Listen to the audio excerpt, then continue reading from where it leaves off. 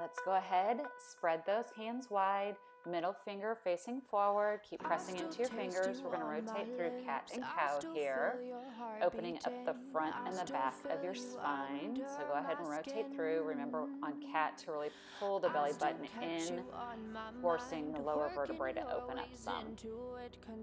Excellent. Now we're going to drop back, sit on our heels, lengthen our arms out for child's pose. Again, think of pulling that belly button in and really lengthening the spine. And now press forward for up dog. If there's any sharpness in your back, go ahead, lower down to your elbows. And then drop back for child's pose. And press forward again for up dog. Really trying to loosen up the spine. Get some movement in there. Now flip those toes. Let's go back for down dog. And again, let's go ahead, alternate. Bending a knee, pressing into that big toe joint, and reaching the opposite heel down to the ground.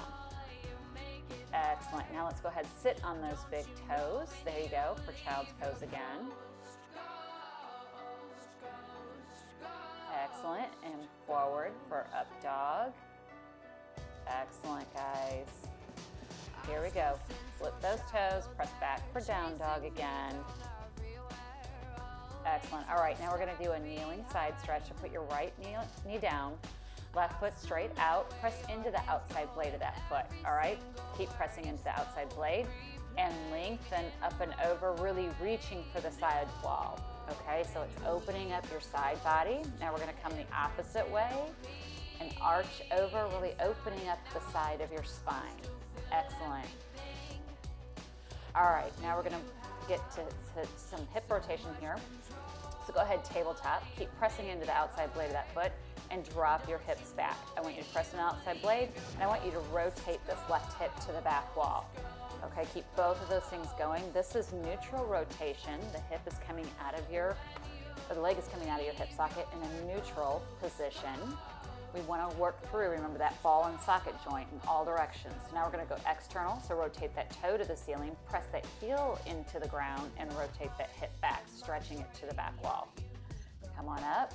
Excellent.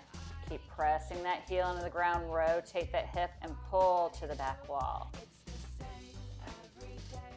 Excellent. Come on up. Now for internal rotation, we're going to point that toe on the ground and shoot that heel towards the side wall. You're going to feel it in there. It's going to feel a little awkward, a little crampy maybe. As long as there's not sharp pain, it's completely fine. Breathe deep. Excellent. I find that the internal rotation is the key. Okay, so again, let's go to the opposite side. Press into that outside blade of that foot. Put your hand on the ground, and you're going to lengthen up and over, stretching to the side wall. Keep pressing that foot into the ground. Really lengthen that side body. Now come up the opposite way, arch over. Excellent. Opening up the side of that spine. Breathing in. Excellent. All right, so let's go tabletop. Keep pressing that foot into the ground as we drop back, rotating that right hip, reaching towards the back wall. And again, this is neutral rotation. Drop back again. Excellent. Remember, the hip joint is a ball and socket joint. So that's where we're trying to get this movement in all directions. Go ahead, rotate that foot up, so toe to the ceiling, press into that heel, rotate that hip back, reaching towards the back wall. And there are like 17 hip muscles around this joint. So if you can imagine, it's a very complicated joint, okay? For my hockey players, my weightlifters, okay, rotate. We're gonna go to internal rotation now. It's why this joint kind of gets locked up sometimes and causing some issues. Okay, keep stretching on that. Excellent. All right, now here we go. We're going to sit back on our big toes if you can and work on a little bit of spine rotation. So again, don't let those ankles fall out. And we're going to rotate each way here with our spine. Pull that belly button to your spine, right? Excellent. All right, we're going to go back for another down dog. So press the hips up to the ceiling. Let's go ahead, take our right knee into our chest and 3-point. Release that left heel down to the ground. And now bring that foot up, cross it in front of your body, and let's lower down, reaching that back toe to the back ceiling. Lower down, put your head on your fist if you can. If not the floor, you can put it on the floor, but put a little bit of pressure onto that vagus nerve. Don't roll out in this. Keep your hips squared up. You should think of your left hip reaching towards the ground, right? Excellent. Okay, let's press back for down dog. Now we're going to be taking our left knee into our chest. Excellent. 3-point. Release that right heel down to the ground. I know this is tough. Bring that left leg up in front of your body and reach that back toe towards the back wall. Again, keeping your hips squared up.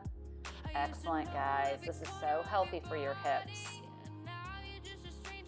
I'm highlighting in this video Cameron Clark. She's an amazing singer-songwriter, only 19 years old. She lives with me here in Nashville.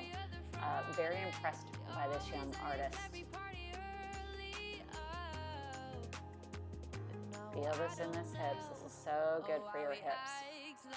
All right, here's another tough one. It's intense, but so good for you guys, especially you hockey players. Let's go down into frog. So keep your hips in line with your knees at this point, and you want to spread your feet out so your feet are like on the ground, basically, if you're standing up. Spread them out, and again, we're not going into sharp pain. We just want that good strain of 6 or 7. We don't want to do anything that causes sharp pain. We just want strain, right? The strain tells the body there's an injury there, so it's going to start rushing the blood to the site. The blood is delivering the nutrients and, most importantly, the oxygen to the muscle. That's what allows those muscles to help release and refuel. And also at the same time, it's like wringing those muscles out, squeezing the lactic acid out. So that's why this feels so much better after a game or an intense workout. Okay, bring those feet together to meet and push your hips back into a deep child's pose here. Takes a little bit of that pressure off while still maintaining, getting that movement in the hips. All right, excellent, guys. The rest is pretty easy. All right, so put your knees out, mat width apart, and we're gonna drop our knees to the left. You can do the right, that's fine too, but I'm gonna drop my knees here to the left. What I want you to think of doing is taking that top hip, rotating it down, reaching that sit bone to the ground, okay? So really get some nice internal rotation here in that hip. And go ahead and try to twist to the back, all right? Again, just trying to find that sweet spot, that strain spot for you. Okay, rotate the knees the opposite way. Again, reach that top hip to the ground and go ahead and rotate that way, focusing on the internal rotation. It should feel a little bit crampy. That's what we're going for. As long as there's no sharp pain, that's the key. But I found this internal hip rotation, guys, is really being critical. It's a way we don't normally stretch. And again, think of that ball and socket joint. It needs to get worked in all different directions. Let's go ahead and pop up now. Okay, and go ahead again, try to rotate a little bit, twist your hips just a little bit to get that internal rotation tweak kind of feeling. Okay, pop up the other direction, twist those hips, back to the back foot. Again, getting that kind of tweak feeling in the hip joint.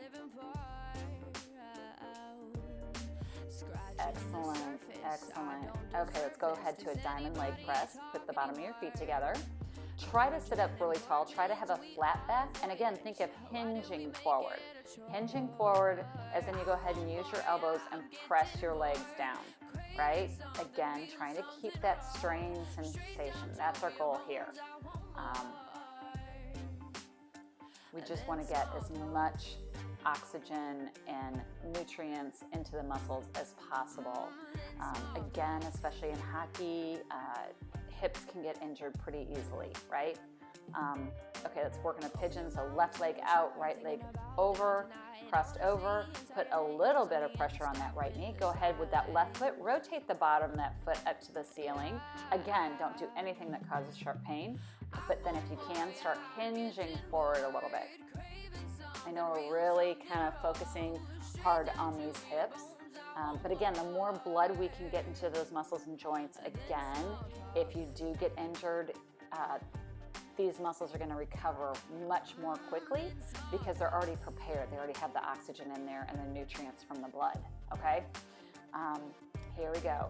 So we switched, and now press a little bit on that left knee. Rotate that left foot up towards the ceiling and hinge forward. So this is another variation of pigeon. You can do this sitting down in a chair as well, if you can imagine. So it's a little less intense than laying directly on it, but it's still very, very effective. Okay, you think we're done? I think we have just a couple more things in us. Call it extra credit, if you will. Go ahead, stand up, readjust here, right? Make sure the hair is looking good, right? There we go. All right, let's go ahead and get a squat in.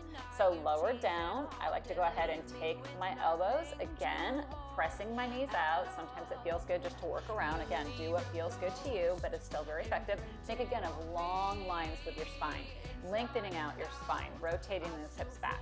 Now I want to get a little bit into your ankle dorsiflexion.